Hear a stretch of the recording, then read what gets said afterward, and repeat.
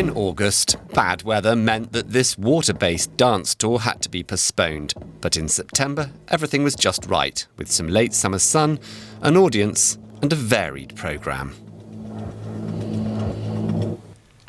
So we did that last year for the first time in the context of the pandemic, where we said we want to go outside to the guests because nobody could come to us in the theatre.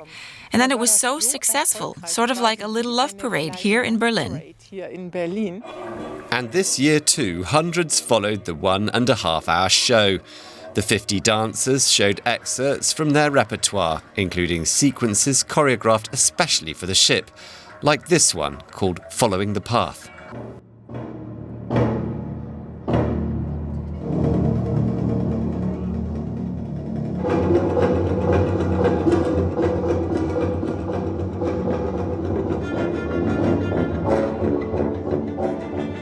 Normally the dancers, they have the special floor where they are dancing, jumping, so they don't hurt themselves.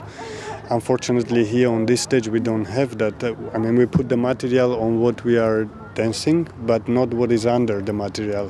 So we have to avoid all this kind of jumps and tricks which we are doing on the studio or on the normal stage, that we don't get injured. The ballerinas from the classic Swan Lake also avoided point dancing or big jumps.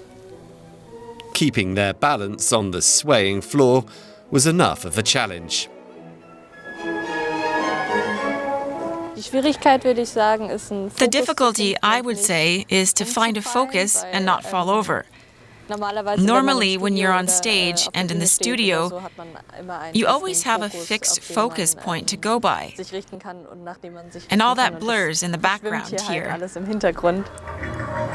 The audience didn't notice any kind of such irritations. In fact, it was the reverse. They saw a great performance, which simply inspired a passion for dance.